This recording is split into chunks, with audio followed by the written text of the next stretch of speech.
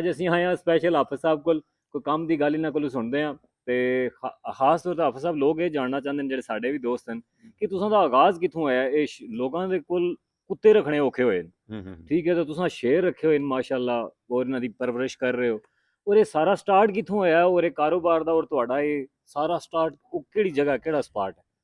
ਲਓ ਜੀ, ਹਰ ਬੰਦਾ, ਹੋਰ ਵੀ ਬੜੇ ਦੋਸਤ ਮੈਨੂੰ ਪੁੱਛਦੇ ਨੇ ਕਿ ਤੁਹਾਡਾ ਬਿਜ਼ਨਸ ਕੀ ਹੈ ਤੇ ਸਟਾਰਟ ਕਿੱਥੋਂ ਲਿਆ। ਮੈਂ ਹਜੇ ਇਹ ਦੱਸਣਾ ਨਹੀਂ ਹਾਂ ਚਾਹੁੰਦਾ। ਨਹੀਂ, ਮੈਂ ਕੋਈ ਖਾਸ ਮੌਕਾ ਰੱਖਣਾ ਸੀ ਤੇ ਫਿਰ ਮੈਂ ਦੱਸਣਾ ਸੀ, ਲੇਕਿਨ ਤੁਹਾਡੀ ਮੁਹੱਬਤ ਜਿਹੜਾ ਇੰਨੀ ਦੂਰੋਂ ਤੁਸੀਂ ਚੱਲ ਕੇ ਆਏ ਹੋ, ਅੱਜ ਮੈਂ ਤੁਹਾਨੂੰ ਦੱਸ ਦੇਣਾ। 2011 ਦੇ ਵਿੱਚ ਨਾ ਮੈਂ ਸਾਊਦੀ ਅਰਬ ਗਿਆ। ਅੱਛਾ, ਪਹਿਲੀ ਦਫਾ ਮੈਂ ਸਾਊਦੀ ਅਰਬ ਗਿਆ। ਤੇ ਉੱਥੇ ਜਾ ਕੇ ਜ਼ਾਹਰ ਹੈ ਕੋਈ ਮਜ਼ਦੂਰੀ ਹੀ ਕਰਨੀ ਸੀ, ਹੋਰ ਇਸ ਤੋਂ ਇਲਾਵਾ ਤੇ ਕੋਈ ਨਹੀਂ ਨਾ ਐਸਾ ਕੰਮ। ਤੇ ਦੱਸਣਾ ਮੈਂ ਚਾਹੁੰਦਾ ਕਿ ਇਨਸਾਨ ਨੂੰ ਰਿਸਕ ਲੈਣਾ ਚਾਹੀਦਾ। ਉੱਥੇ ਜਾ ਕੇ ਮੇਰਾ ਇਕਾਮਾ ਲੱਗ ਗਿਆ 5-6 ਦਿਨ ਬਾਅਦ, ਔਰ 5-6 ਦਿਨ ਤੋਂ ਬਾਅਦ ਡਰਾਈਵਿੰਗ ਦਾ ਵੀਜ਼ਾ ਸੀ ਮੇਰਾ। ਸਹੀ ਹੈ, ਜ਼ਾਹਰ driving licence as a driver ਤੁਸੀਂ ਸੋਚਿਆ? ਹਾਂ, ਐਜ਼ ਅ ਡਰਾਈਵਰ ਤੇ ਜ਼ਾਹਰ ਹੈ ਡਰਾਈਵਿੰਗ ਲਾਇਸੈਂਸ ਵੀ ਬਣਾਉਣਾ ਹੈ। ਤੇ ਦੁਬਈ, ਸਾਊਦੀ ਅਰਬ 'ਚ, ਇਹਨਾਂ ਮੁਲਕਾਂ 'ਚ ਬੜਾ ਮੁਸ਼ਕਲ ਹੁੰਦਾ। ਯਕੀਨ ਕਰੋ, ਮੇਰਾ 3 ਦਿਨ ਬਾਅਦ ਡਰਾਈਵਿੰਗ ਲਾਇਸੈਂਸ ਮਿਲ ਗਿਆ ਸੀ, ਔਰ ਬਿਨਾਂ ਕਿਸੇ ਨੂੰ ਪੈਸੇ ਦਿੱਤਿਆਂ, ਬਿਨਾਂ ਕੋਈ ਰਿਸ਼ਵਤ ਦਿੱਤਿਆਂ, ਇਸ ਤਰ੍ਹਾਂ ਹੀ ਬਣ ਗਿਆ ਸੀ। ਔਰ ਟਰਾਲਾ ਮੈਂ ਵੇਖਿਆ ਵੀ ਸਾਊਦੀ ਅਰਬ ਜਾ ਕੇ ਪਹਿਲੀ ਦਫਾ ਸੀ। ਇੱਥੇ ਵੇਖੇ ਹੋਣੇ ਨੇ, ਲੇਕਿਨ ਮੈਨੂੰ ਪਤਾ ਨਹੀਂ ਸੀ ਕਿ ਇਹਨੂੰ ਟਰਾਲਾ ਕਹਿੰਦੇ ਨੇ। ਉੱਥੇ ਜਾ ਕੇ ਮੈਨੂੰ ਪਤਾ ਚੱਲਿਆ ਕਿ ਇਹਨੂੰ ਟਰਾਲਾ ਕਿਹਾ ਜਾਂਦਾ। 3 ਦਿਨ ਦੀ ਮੈਂ ਉੱਥੇ ਟ੍ਰੇਨਿੰਗ ਲਈ ਸਕੂਲ ਦੇ ਵਿੱਚ, ਔਰ ਉਸ ਤੋਂ ਬਾਅਦ ਮੈਂ ਟਰਾਈ ਦਿੱਤੀ। ਅੱਲਾ ਨੂੰ ਹੀ ਕੋ ਮੈਂ ਸਟੀਅਰਿੰਗ ਨੂੰ ਇੰਝ ਕੀਤਾ, ਤੇ ਜਿੱਥੇ ਉਹਨਾਂ ਰੱਖਿਆ ਸੀ ਨਾ ਕਿ ਇੱਥੇ ਲੱਗਣਾ ਚਾਹੀਦਾ, ਉੱਥੇ ਲੱਗ ਗਿਆ ਜਨਾਬ। ਠੀਕ ਹੈ, ਲਾਇਸੈਂਸ ਮਿਲ ਗਿਆ ਸਾਰਾ। ਉਹ ਜੁਬੇਲ ਸ਼ਹਿਰ ਸੀ ਸਾਡਾ ਸਾਊਦੀ ਅਰਬ, ਜਿੱਥੇ ਅਸੀਂ ਹੁੰਦੇ ਹਾਂ। ਸਾਰੀ ਦੁਨੀਆ ਹੈਰਾਨ ਕਿ 3 ਦਿਨ ਦੇ ਵਿੱਚ ਲਾਇਸੈਂਸ ਮਿਲ ਗਿਆ ਮੁੰਡੇ ਨੂੰ। ਚਲੋ, ਲਾਇਸੈਂਸ ਮੈਂ ਲੈ ਲਿਆ। ਹੁਣ ਮੈਨੂੰ ਤਰੀਕਾ ਨਹੀਂ ਸੀ ਆਉਂਦਾ ਟਰਾਲਾ ਚਲਾਉਣ ਦਾ। ਇੱਕ ਮੰਡੀ ਬਾਉਲਦੀਨ ਦੇ ਨਾ ਉਸਤਾਦ ਸਨ ਮੇਰੇ, ਉਹਨਾਂ ਮੈਨੂੰ 2-2.5 ਮਹੀਨੇ ਨਾਲ ਟਰਾਲੇ ਦੀ ਸਾਰੀ ਦੱਸਿਆ, ਇਹਨੂੰ ਚਲਾਉਣਾ ਉਹਨਾਂ ਮੈਨੂੰ ਸਿਖਾਇਆ ਜੀ। ਉਹ ਚਲਾਉਣ ਤੋਂ ਬਾਅਦ ਨਾ ਮੈਂ 2-2.5 ਮਹੀਨੇ ਬਾਅਦ, ਇੱਕ ਸਾਡੇ ਸਿਆਲਕੋਟ ਦੇ ਹਨ ਦੋਸਤ, ਮੇਰੇ ਦੋਸਤ ਉਦੋਂ ਤਾਂ ਨਹੀਂ ਸਨ ਦੋਸਤ, ਉਹਨਾਂ ਦੇ ਉੱਥੇ ਨਾ ਟਰਾਲੇ ਸਨ। ਅੱਛਾ, ਉਹਨਾਂ ਕੋਲ ਮੈਂ ਡਰਾਈਵਰ ਰਹਿ ਪਿਆ ਜੀ। ਸਹੀ ਹੈ। ਹੁਣ ਪਹਿਲੀ ਸੈਲਰੀ 3000 ਮੇਰੀ ਸੈਲਰੀ ਉਹਨਾਂ ਲਾਈ। ਪਹਿਲੀ ਸੈਲਰੀ ਮਿਲਣ ਵਾਸਤੇ ਨਾ ਬੜਾ ਬੰਦੇ ਨੂੰ ਸ਼ੌਕ ਹੁੰਦਾ ਔਰ ਕਰੇਜ਼ ਹੁੰਦਾ ਜੀ, ਮੈਨੂੰ ਸੈਲਰੀ ਮਿਲਣੀ। 29 ਦਿਨ ਨਾ 30 ਦਿਨ ਮਹੀਨਾ ਹੋਣਾ ਸੀ, 30 ਦਿਨ ਬਾਅਦ ਮੈਨੂੰ ਸੈਲਰੀ ਮਿਲਣੀ ਸੀ। 29 ਦਿਨ ਮੇਰੇ ਕੋਲ ਐਕਸੀਡੈਂਟ ਹੋ ਗਿਆ ਟਰਾਲੇ ਦਾ, ਔਰ ਬੜਾ ਤਗੜਾ ਐਕਸੀਡੈਂਟ ਹੋ ਗਿਆ। ਕੰਮ ਪੈ ਗਿਆ ਜਨਾਬ, ਜਿਹੜਾ ਤੁਸੀਂ ਆਂਦੇ ਹੁੰਦੇ ਕੰਮ ਪੈ ਗਿਆ। ਉਹ ਮੈਂ ਤੇ ਅਲਹਮਦੁਲਿਲਾ ਬਚ ਗਿਆ, ਲੇਕਿਨ ਉਹਦਾ ਬੜਾ ਨੁਕਸਾਨ ਹੋਇਆ ਭਾਈ ਜਾਨ। ਮੈਂ ਨਾ ਤਨਖਾਹ ਮੰਗੀ ਤੇ ਨਾ ਉਹਨਾਂ ਦਿੱਤੀ। ਬਣਦਾ ਵੀ ਨਹੀਂ ਸੀ ਦੋਵਾਂ ਮੱਲਾਂ ਦਾ। ਇੱਕ ਦਾ ਟਰਾਲਾ ਡੁੱਬ ਗਿਆ, ਇੱਕ ਦੀ ਤਨਖਾਹ ਰੁਕ ਗਈ। ਉਹ ਜਨਾਬ ਕੰਮ ਮੁੱਕਾ ਉੱਥੋਂ। ਉਸ ਤੋਂ ਬਾਅਦ ਨਾ ਇੱਕ ਮਹੀਨਾ ਡੇਢ ਮੈਂ ਵਿਹਲਾ ਰਿਹਾ। ਫਿਰ ਮਹੀਨੇ ਡੇਢ ਤੋਂ ਬਾਅਦ ਇੱਕ ਪਾਣੀ ਵਾਲਾ ਟੈਂਕਰ ਸੀ ਬੰਦੇ ਕੋਲ, ਉਹਦੇ ਕੋਲ ਮੈਂ ਰਹਿ ਪਿਆ। ਸਹੀ ਹੈ। ਉਹ ਮੈਂ ਕੋਈ 3-4 ਮਹੀਨੇ ਨਾ ਚਲਾਇਆ, ਸੈਲਰੀ ਸੁਰਲੀ ਮੈਨੂੰ ਮਿਲੀ। ਉਸੇ ਦੌਰਾਨ ਮੇਰਾ ਦਿਲ ਕੀਤਾ ਕਿ ਹੁਣ ਗੱਡੀ ਆਪਣੀ ਹੋਣੀ ਚਾਹੀਦੀ। ਠੀਕ ਹੈ, ਇੱਥੇ ਹੁਣ ਰਿਸਕ ਦੀ ਗੱਲ ਆਉਣ ਲੱਗੀ। ਅੱਛਾ, ਚਲੋ ਥੋੜੀ ਜਿਹੀ ਸੈਲਰੀ ਮੈਂ ਜਮ੍ਹਾਂ ਕੀਤੀਆਂ ਸਨ। ਮੇਰੇ ਇੱਕ ਨਾ ਵਾਲਦ ਸਾਹਿਬ ਦੇ ਕਜ਼ਨ ਨੇ, ਉਹ ਉੱਥੇ ਹੁੰਦੇ ਸਨ, ਉਹਨਾਂ ਕੋਲ ਆਪਣੀਆਂ ਗੱਡੀਆਂ ਸਨ, ਪਾਣੀ ਵਾਲੇ ਟੈਂਕਰ ਸਨ ਉੱਥੇ। ਉਹਨਾਂ ਆਉਣਾ ਸੀ ਪਾਕਿਸਤਾਨ।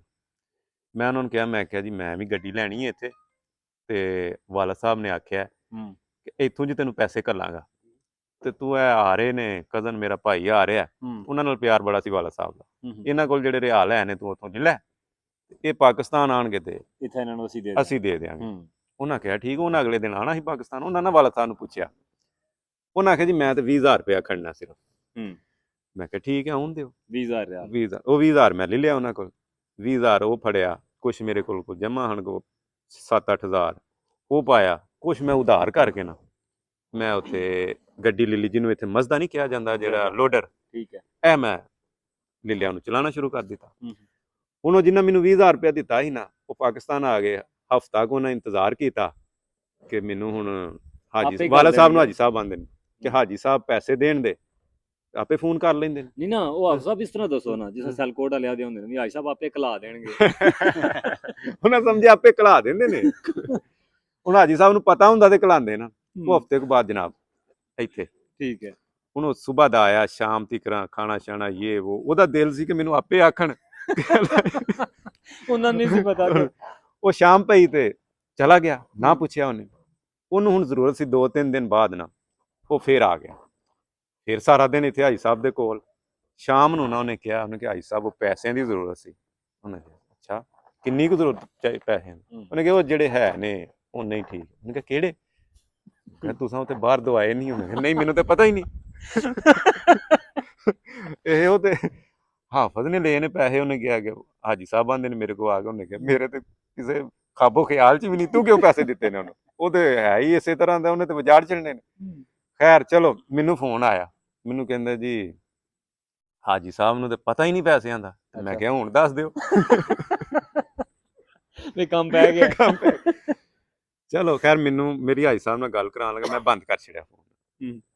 ਵਾਲਾ ਸਾਹਿਬ ਨੇ ਕੀ ਕਹਿਣਾ ਸੀ, ਚਲੋ ਥੋੜਾ ਉਹਨਾਂ ਗੁੱਸਾ ਕੀਤਾ, ਲੇਕਿਨ ਪੈਸੇ ਦੇ ਦਿੱਤੇ। ਮਕਸਦ ਇਹ ਵੇ ਕਿ ਰਿਸਕ ਇਨਸਾਨ ਨੂੰ ਲੈਣਾ ਚਾਹੀਦਾ। ਉਸ ਗੱਡੀ ਦੇ ਵਿੱਚੋਂ 6 ਮਹੀਨੇ ਡਰਾਈਵਿੰਗ ਤੋਂ ਇਹ ਸਿਲਸਿਲਾ ਸ਼ੁਰੂ ਹਾਂ ਡਰਾਈਵਿੰਗ ਤੋਂ ਫਿਰ ਮੈਂ ਆਪਣੀ ਲੈ ਲਈ ਨਾ। 7 ਤੋਂ 8 ਮਹੀਨੇ ਮੈਂ ਖੁਦ ਚਲਾਈ ਗੱਡੀ ਜੀ। ਠੀਕ ਹੈ। 8 ਮਹੀਨੇ ਬਾਅਦ ਮੈਂ ਇੱਕ ਹੋਰ ਗੱਡੀ ਲੈ ਲਈ। ਸਹੀ। ਉਹਦੇ ਤੇ ਡਰਾਈਵਰ ਬਿਠਾਇਆ, ਇਹਦੇ ਤੇ ਵੀ ਡਰਾਈਵਰ ਬਿਠਾਇਆ, 2 ਗੱਡੀਆਂ ਹੋ ਗਈਆਂ ਨਾ। ਠੀਕ ਹੈ। ਫਿਰ ਮੈਨੂੰ ਅਰਨਿੰਗ ਸਹੀ ਆਉਣ ਲੱਗ ਪਈ। ਕਿੱਸਾ ਮੁਖਤਸਰ ਇਹ ਵੇ ਕਿ 2 ਸਾਲ ਤੋਂ ਬਾਅਦ ਮੇਰੇ ਕੋਲ 4 ਗੱਡੀਆਂ ਹਨ, ਪਾਣੀ ਵਾਲੇ ਟੈਂਕਰ ਉੱਤੇ ਸਾਊਦੀ ਅਰਬ ਦੇ ਵਿੱਚ। ਇਹ ਜਿਹੜਾ ਤੁਸੀਂ ਉਹ ਰਿਸਕ ਲਿਆ, ਜਿਹੜਾ ਉਹ ਹਾਜੀ ਸਾਹਿਬ ਦੇ ਸਿਰ ਤੇ। ਹਾਂਜੀ ਹਾਜੀ ਸਾਹਿਬ ਦੇ ਸਿਰ। ਉਹ ਅਲਹਮਦੁਲਿਲਾ ਸਿਲਸਿਲਾ ਚੱਲਦਾ ਰਿਹਾ 2017 ਚ ਫਿਰ ਮੈਂ ਪਾਕਿਸਤਾਨ ਆਇਆ ਮੈਂ ਵੈਸੇ ਹੀ ਛੁੱਟੀ, ਲੇਕਿਨ ਮੇਰੇ ਭਾਈ ਉੱਥੇ ਚਲੇ ਗਏ, ਕਜ਼ਨ ਚਲੇ ਗਏ। ਫਿਰ ਉਹਨਾਂ ਕੰਪਨੀ ਇੱਕ ਬਣਾ ਲਈ ਉੱਥੇ, ਪੂਰਾ ਸਿਸਟਮ ਵੱਡਾ ਕਰ ਲਿਆ, ਉਹਨੂੰ ਮਜ਼ੀਦ ਗੱਡੀਆਂ ਖਰੀਦੀਆਂ। ਇੱਥੇ ਫਿਰ ਆ ਕੇ ਮੈਂ ਰੀਅਲ ਸਟੇਟ ਦਾ ਕੰਮ ਸ਼ੁਰੂ ਕੀਤਾ ਜੀ। ਅੱਛਾ। ਹਾਂਜੀ ਅਲਹਮਦੁਲਿਲਾ। ਮੇਰੇ ਆਪਣਾ ਬਜ਼ੁਰਗਾਂ ਦਾ ਇੱਥੇ ਇਸ ਟਾਈਮ ਕੋਈ 60 ਏਕੜ ਕਰੀਬ ਰਕਬਾ ਹੈ। ਅਲਹਮਦੁਲਿਲਾ ਉਹਨੂੰ ਛੇੜਿਆ ਵੀ ਨਹੀਂ। ਸਰ ਅੱਜ ਕੱਲ ਪਤਾ ਵੀ ਕਰਦੇ ਜੇ ਤੇ ਕਿਹਦਾ ਕਿਤਨਾ ਹੈ। ਕੋਈ ਗੱਲ ਨਹੀਂ, ਵਿਰਾਸਤੀ ਪਿੱਛੇ ਉਹਨੂੰ ਨਹੀਂ ਛੇੜਿਆ ਸਾਂ। ਸਹੀ ਹੈ। ਅਲਹਮਦੁਲਿਲਾ ਸਾਡਾ ਸਾਡਾ ਇਜ਼ਾਫਾ ਕੀਤਾ ਉਹਦੇ ਵਿੱਚ। ਹਾਂਜੀ ਇਜ਼ਾਫਾ ਹੋਇਆ। ਉਹਨੂੰ ਵੇਚ ਕੇ ਅਮੀਰ ਨਹੀਂ ਹੋਇਆ? ਨਹੀਂ ਵੇਚ ਕੇ ਨਹੀਂ ਹੋਇਆ, ਇੱਕ ਮਰਲਾ ਵੀ ਨਹੀਂ ਵੇਚਿਆ ਜੀ। ਮਤਲਬ ਇਹ ਕਿ ਇਹ ਡਰਾਈਵਿੰਗ ਤੋਂ ਸ਼ੁਰੂ ਹੋਈ ਸਟੋਰੀ ਹੈ। ਜੀ ਬਿਲਕੁਲ ਮਾਸ਼ਾਅੱਲਾ। ਫਿਰ ਜੀ ਇੱਥੇ ਇੱਕ ਅਸਾਂ ਪਹਿਲਾਂ ਸਟਾਰਟਿੰਗ 'ਚ 4-5 ਏਕੜ ਦੇ ਵਿੱਚ ਪਲਾਟਿੰਗ ਕੀਤੀ। ਠੀਕ ਹੈ। ਉਹਨੂੰ ਵਧਾਉਂਦੇ ਗਏ। ਇਸ ਟਾਈਮ ਅਸੀਂ ਤਕਰੀਬਨ 50-60 ਏਕੜ 'ਚ ਚਲੇ ਗਏ। ਸਾਡਾ ਪੂਰਾ ਪ੍ਰਾਪਰ ਟਾਊਨ ਬਣ ਗਿਆ ਜੀ। ਮਾਸ਼ਾਅੱਲਾ। ਉਹ ਵੀ ਚੱਲ ਰਿਹਾ ਸਾਡੀ ਸਾਈਡ। ਉਸ ਤੋਂ ਇਲਾਵਾ ਬਾਹਰ ਅੰਦਰ ਵੀ ਕੋਈ ਅੱਛਾ ਕਮਰਸ਼ੀਅਲ ਪ੍ਰਾਪਰਟੀ ਹੈ, ਉਹਦਾ ਕੰਮ ਕਰ ਰਹੇ ਹਾਂ, ਖਰੀਦਨੇ ਆ, ਸੇਲ ਕਰਨੇ ਆ। ਉਹ ਅਲਹਮਦੁਲਿਲਾ ਚੱਲਦਾ। ਹੁਣ ਸਾਊਦੀ ਵਾਲਾ ਬਿਜ਼ਨਸ ਹੈ ਤੇ ਇੱਥੇ ਸਾਡਾ ਰੀਅਲ ਸਟੇਟ ਦਾ ਬਿਜ਼ਨਸ ਹੈ। ਇਹ ਰਿਸਕ ਸੁਣਿਆ ਜੀ, ਅਗਰ ਤੁਹਾਡੇ ਸਿਰ ਤਾਂ ਹਾਜੀ ਸਾਹਿਬ ਹੈ ਤਾਂ ਇਹੋ ਜਿਹਾ ਰਿਸਕ ਲੈ ਲਓ। ਤੇ ਜਿਨ੍ਹਾਂ ਦੇ ਸਿਰ ਤਾਂ ਹਾਜੀ ਸਾਹਿਬ ਨਹੀਂ, ਉਹ ਕੀ ਕਰਨਾ ਅਫਸਰ? ਉਹ ਕਿਸ ਤਰ੍ਹਾਂ ਰਿਸਕ ਲਵਾਂ? ਉਹ ਹਾਜਨ ਦੇ ਸਿਰ ਤੇ ਲੈ ਲੈ। ਸਰ ਜ਼ਰੂਰੀ ਨਹੀਂ ਹਾਜੀ ਸਾਹਿਬ ਹੀ ਹੋਣ, ਕਿਸੇ ਨੂੰ ਦਾ ਨਹੀਂ ਲਾਣਾ ਚਾਹੀਦਾ। ਹਾਂ, ਕਿਉਂਕਿ ਮੇਰੇ ਤੇ ਵਾਲਦ ਸਾਹਿਬ ਸਨ ਨਾ। ਐਸਾ ਹੀ ਰਿਸਕ ਲਵੋ, ਤੁਹਾਡੇ ਕੋਲ ਪੈਸੇ ਨੇ। ਇਸ ਤੋਂ ਪਹਿਲਾਂ ਮੈਨੂੰ ਪੈਸੇ ਹਾਜੀ ਸਾਹਿਬ ਦਿੱਤੇ ਸਨ। ਮੈਂ ਕਰਾਚੀ ਚਾਵਲਾਂ ਦਾ ਕਾਰੋਬਾਰ ਕੀਤਾ ਸੀ, ਇੱਥੋਂ ਲੈ ਕੇ ਜਾਈਦੇ ਨੇ ਉੱਥੇ ਸਪਲਾਈ। ਉਹਦੇ ਵਿੱਚ ਮੈਂ ਡੁਬੋਏ ਸਨ 2009-10 ਦੇ ਵਿੱਚ ਨਾ। ਅੱਛਾ। ਉਦੋਂ ਮੈਂ ਨਵਾਂ ਹੀ ਸਕੂਲ ਤੋਂ ਫਾਰਗ ਹੋ ਕੇ ਕਾਲਜ ਤੋਂ, ਤੇ ਮੈਂ ਕੋਈ 15-20 ਲੱਖ ਰੁਪਏ ਡੁਬੋ ਕੇ ਆਇਆ ਸਾਂ 1 ਸਾਲ ਦੇ ਵਿੱਚ। ਔਰ ਤੁਸੀਂ ਮਾਸ਼ਾਅੱਲਾ ਹਾਫਿਜ਼ ਕੁਰਾਨ ਵੀ ਹੋ। ਹਾਂਜੀ ਅਲਹਮਦੁਲਿਲਾ ਮਾਸ਼ਾਅੱਲਾ। ਇਹ ਖਾਲੀ ਨਾਂ ਦੇ ਨਾਲ ਹਾਫਿਜ਼ ਨਹੀਂ ਲੱਗਿਆ ਹੋਇਆ, ਹਾਫਿਜ਼ ਕੁਰਾਨ ਵੀ ਹੈ ਨਾ ਹਾਫਿਜ਼। ਤੇ ਇੱਕ ਉਸ 20,000 ਤੋਂ ਸ਼ੁਰੂ ਹੋਇਆ ਕੰਮ ਹੈ, 20,000 ਰਿਆਲ ਤੋਂ। ਔਰ ਮਾਸ਼ਾਅੱਲਾ ਇਹ ਸ਼ੇਰ ਤੁਹਾਡੇ ਸਾਹਮਣੇ ਬੈਠੇ ਨੇ ਤੇ ਸੱਜੇ ਖੱਬੇ ਔਰ ਉਸ ਤੋਂ ਬਾਅਦ ਸ਼ੇਰ ਹੀ ਸਮਝੋ ਅੱਜ ਤੱਕ ਉਹ 20,000 ਰਿਆਲ ਵੀ ਮੈਂ ਕਈ ਵਾਪਸ ਕਰ ਛੜੇ ਹੋਣੇ ਨੇ। ਅੱਜ ਤੱਕ ਘਰੋਂ ਪੈਸਾ ਨਹੀਂ ਖੁੱਲਿਆ। ਉਹਦੇ ਤੋਂ ਹੀ ਚੱਲਿਆ ਸਾਰੇ ਕੋਲ। ਜਿਹੜਾ ਸਾਡਾ